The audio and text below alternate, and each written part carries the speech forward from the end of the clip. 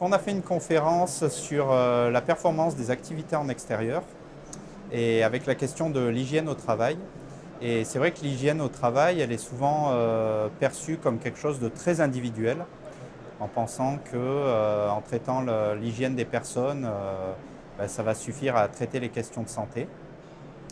Et aussi, dans nos modèles de prévention, on sait très bien que on ne peut pas aborder uniquement l'angle humain, mais on travaille aussi sur l'organisation du travail, sur les déterminants techniques.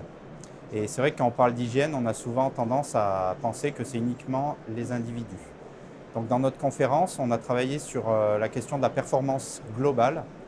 Alors c'est vrai que la performance aussi, on peut entendre beaucoup de choses quand on parle de performance. À la base, dans le sport, une performance réussie, c'est quand on a atteint un résultat.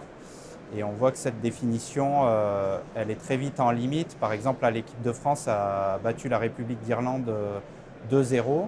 Et pourtant, on se pose la question de savoir si c'est une bonne performance ou pas, même s'ils ont gagné. Donc on voit que ce n'est pas uniquement le résultat. Et cette question de performance, maintenant, elle traverse toutes les disciplines. Dans le champ de la gestion, on parle de performance financière. Nous, on parle beaucoup de performance globale, c'est-à-dire de lier finalement les questions et les enjeux de santé avec la performance de l'entreprise. C'est-à-dire que si la santé va être bien prise en compte, le travail va être mieux organisé, mieux réalisé. Donc il y aura le développement de la santé pour les personnes et aussi la performance pour l'entreprise.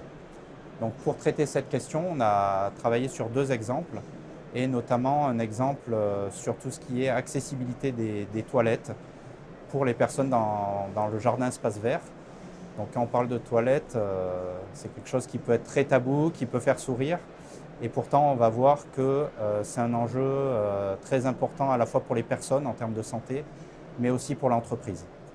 Donc nous avons présenté une question concernant l'accessibilité des toilettes en paysage, parce que cette question a appelé notre attention de fait de notre propre expérience de terrain lorsque nous nous déplaçons en tant que médecins et infirmiers sur le terrain. Des fois on se pose la question, où vais-je aller aux toilettes quand j'en ai besoin? Et comme nous suivons beaucoup de paysagistes, on s'est dit mais comment font ces personnes, et voilà, et est-ce que c'est une problématique?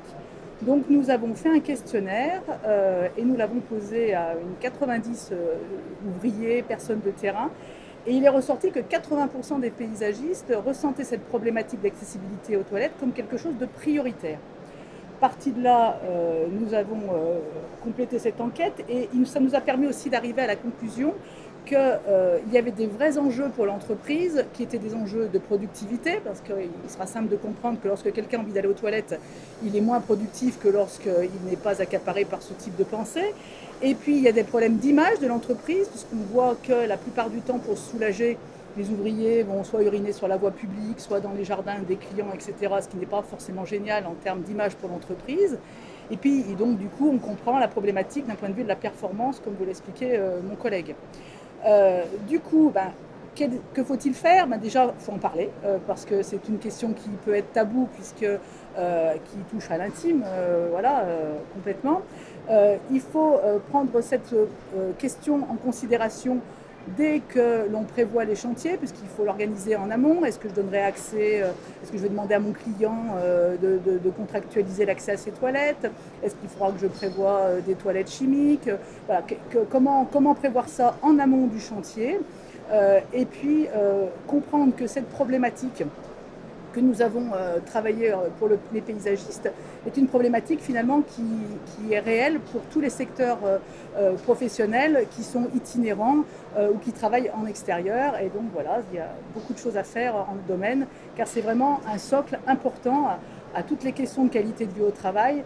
On ne peut pas parler d'être bien dans son travail si on ne peut pas ni boire, manger et donc éliminer, et donc c'est important.